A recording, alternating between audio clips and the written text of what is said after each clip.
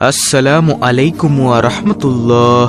ঈমানের পর নামাজ হলো ইসলামের প্রধান ইবাদত। আল্লাহ তাআলা মানুষের উপর প্রতিদিন 5 ওয়াক্ত নামাজ ফরজ বা আবশ্যক করেছেন, আর এ নামাজকে যথাসময়ে আদায় করাও আবশ্যক করেছেন।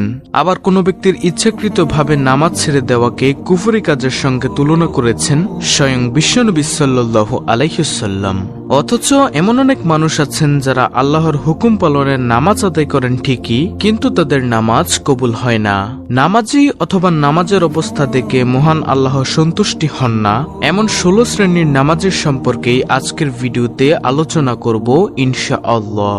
তারা হলো নম্বর 1, তাকদীর অস্বীকারী ব্যক্তির নামাজ কবুল হয় না। আবু উমামা কর্তৃক বর্ণিত, রাসূলুল্লাহ সাল্লাল্লাহু আলাইহি ওয়াসাল্লাম বলেছেন, 3 ব্যক্তির নিকট হতে আল্লাহ ফরজ নফল কিছুই গ্রহণ করবেন না। তারা হলো পিতামাতার অবাধ্য সন্তান, দান করে প্রচারকারী এবং তাকদীর অস্বীকারী ব্যক্তি। তাবরানী শরীফের হাদিস নম্বর 3065। নম্বর 2, অন্যের পিতাকে যে ব্যক্তি নিজের পিতা বলে দাবি করে অথবা পরিচয় দেয়, তার নামাজ কবুল হয় না। যে লোক তার বাবাকে পরিত্যাগ করে অন্য কাউকে বাবা বলে দাবি করে, অর্থাৎ নিজের বংশ পরিচয় গোপন করে অন্য বংশের পরিচয় দেয়, অথবা তার মনিবকে ছেড়ে অন্য মনিবের নিকট পালিয়ে যায়, তার উপর আল্লাহ, ফেরেশতাগণ এবং সকল মানুষের অভিশাপ। তার ফরজ বা নফল কোনো ইবাদতই গ্রহণ করা হবে না। নম্বর 3, যে ব্যক্তি কোনো মুসলিমকে হত্যা করে এবং তাতে সে গর্ববোধ করে ও খুশি হয়, তার নামাজ কবুল হবে না। সহিউল জামে হাদিস নম্বর 6454 নং হাদিস। নম্বর 4, কেসাসের বিধান বাস্তবায়নে যে বাধা দেয়, অর্থাৎ খুনের বদলে খুনের বদলা নিতে যে ব্যক্তি বাধা দেয়, ওই ব্যক্তির নামাজ কবুল হয় না। সহিউল জামে হাদিস নম্বর 6451। নম্বর 5, যে ব্যক্তি মদিনায় কোনো বিদআত কাজ করে অথবা কোনো বিদআতিকে আশ্রয় দেয় অথবা কোনো দুষ্কর্ম করে বা দুষ্কৃতীকে আশ্রয় দেয়, তার নামাজ কবুল হয় না। নম্বর 6, যে ব্যক্তি মুসলিমদের সাথে বিশ্বাসঘাতকতা করে, তার নামাজ কবুল হয় না। সহিহ মুসলিম শরীফের হাদিস নম্বর 1370। নম্বর 7, দান করে যে ব্যক্তি দানের কথা গর্ব করে প্রচার করে বেড়ায়, তার নামাজ কবুল হয় না। নম্বর 8, এমন স্ত্রী যার স্বামী তার উপর রাগ করে আছে, স্ত্রী স্বামীকে সর্বদা খোশ রাখবে, তার ভালো কথা ও কাজে অনুগত্য করবে আর সব কথা মেনে চলবে, যৌনসুখ দিয়ে তাকে সর্বদা তৃপ্ত রাখবে, কোনো বিষয়ে রাগ হলে তাড়াতাড়ি তা মিটিয়ে নেওয়ার চেষ্টা করে সবকিছুতে তাকে সন্তুষ্ট রাখবে, এটাই হলো স্ত্রীর ধর্ম। মহানবী সাল্লাল্লাহু আলাইহি ওয়াসাল্লাম বলেন, তোমাদের সেই স্ত্রীরাও জান্নাতি হবে যে স্ত্রী অধিক প্রণয়িনী, সন্তানদাত্রী, বারবার ভুল করে বারবার স্বামীর নিকট আত্মসমর্পণকারিণী, যার স্বামী রাগ করলে সে তার নিকটে সে তার হাতে হাত রেখে বলে, আপনি আমার উপর খুশি না হওয়া পর্যন্ত আমি ঘুমাবো না। সিলসিলাহ সহিহা হাদিস নম্বর 287। অর্থাৎ এর দ্বারা বোঝা যায়, কোন স্ত্রী যদি এগুলো অমান্য করে তাহলে তার নামাজ কবুল হবে না। নম্বর 9, জারির ইবনু আব্দুল্লাহ রাদিয়াল্লাহু তাআলা আনহু বর্ণনা করেন, নবীজি সাল্লাল্লাহু আলাইহি ওয়াসাল্লাম বলেছেন, যখন দাস পালিয়ে যায় তখন তার সালাত অর্থাৎ নামাজ কবুল হয় না। নম্বর 10, এমন লোক যে কারো বিনা অনুমতি ও আদেশেই কারো জানাজা পড়ায়, অর্থাৎ ইমামতি করে এমন ইমাম যার ইমামতি অধিকাংশ মুক্তাদিরা পছন্দ করে না, তার পিছনে নামাজ পড়তে তাদের রুচি হয় না, ইমামতিতে ভুল আচরণ অথবা চরিত্রগত কোনো কারণে অধিকাংশ লোক তাকে ইমামতি করতে দিতে চায় না, এমন ইমামের নামাজ তার কান অতিক্রম করে না, মাথার উপরে যায় না, আকাশের দিকে উঠে না, 7 আসমান পার হয়ে আল্লাহর দরবারে কবুল হওয়া তো বহু দূরের কথা। মহানবী সাল্লাল্লাহু আলাইহি ওয়াসাল্লাম বলেন, 3 ব্যক্তির নামাজে তাদের কান অতিক্রম করে না, তারা হলো পলাতক কৃতদাস যতক্ষণ না সে ফিরে এসেছে, এমন স্ত্রী যার স্বামী তার উপর রাগান্বিত অবস্থায় রাত্রি যাপন করেছে, অর্থাৎ যতক্ষণ না সে রাজি হয়েছে, এবং সেই সম্প্রদায়ের ইমাম যাকে লোক অপছন্দ করে। সিলসিলা সহিয়া হাদিস নম্বর 650।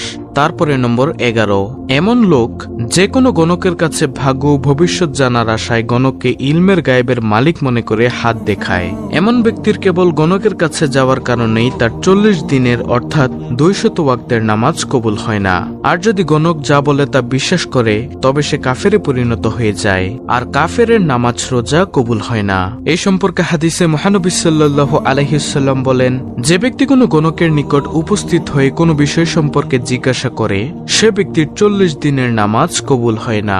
মুসলিম শরীফের হাদিস নম্বর 2230। নম্বর 12, মদ পানকারীর নামাজ কবুল হয় না। মহানবী সাল্লাল্লাহু আলাইহি ওয়াসাল্লাম বলেন, আমার উম্মতের যে ব্যক্তি মদ পান করবে আল্লাহ তাআলা তার 40 দিনের নামাজ কবুল করবেন না। সহিউল জামে হাদিস নম্বর 7717। নম্বর 13, এমন নামাজি যে নামাজ পড়ে কিন্তু নামাজ চুরি করে, দায় সারাভাবে নামাজ পড়ে, ঠিকমতো রুকু সেজদা করে না, রুকুতে স্থির হয় না, সেজদায় স্থির থাকে না, কোমর বাঁকানো মাত্র তুলে নেয়, শুশু করে দোয়া পড়ে চটপট উঠে যায়, মাথা উঁচু করে রুকু করে, কারো সেজদার সময় মুসল্লা স্পর্শ করে না, কারো পা দুটি উপর দিকে পাল্লায় হালকা হওয়ার মতো উঠে যায়, কেউ রুকু সেজদার মাঝখানে স্থির হয়ে দাঁড়ায় না, হাফ দাঁড়িয়ে সেজদায় যায়, আল্লাহ তাআলা সেই বান্দার নামাজের দিকে তাকিয়েও দেখে না, যে রুকু সেজদার মাঝে নিজ পিঠকে সোজা করে দাঁড়ায় না। সিলসিলা সহিয়া হাদিস নম্বর 2536। মানুষ 60 বছর ধরে নামাজ পড়ে অথচ তার একটি নামাজও কবুল হয় না।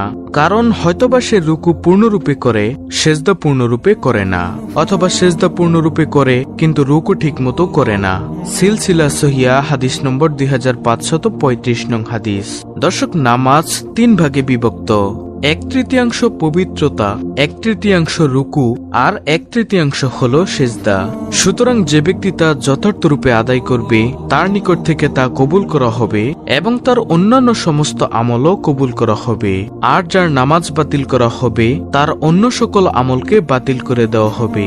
সিলসিলা সহিয়া হাদিস নম্বর 2537। নম্বর 14, আজান শুনেও যে নামাজি বিনা ওজরে মসজিদে জামাতে নামাজ পড়ে না তার নামাজ কবুল হয় না। মহানবী সাল্লাল্লাহু আলাইহি ওয়াসাল্লাম বলেন, যে ব্যক্তি আজান শোনার সত্ত্বেও মসজিদে জামাতে এসে নামাজ আদায় করে না, কোনো ওজর না থাকলে সে ব্যক্তির নামাজ কবুল হয় না। সহিউল জামে হাদিস নম্বর 6300। নম্বর 15, এমন মহিলা যে আতর বা সেন্ট মেখে মসজিদের জন্য বের হয়, এমন মহিলা যতক্ষণ না নাপাকের গোসলের মতো সে গোসল করেছে ততক্ষণ পর্যন্ত তার নামাজ কবুল হবে না। সহিউল জামে হাদিস নম্বর 2703।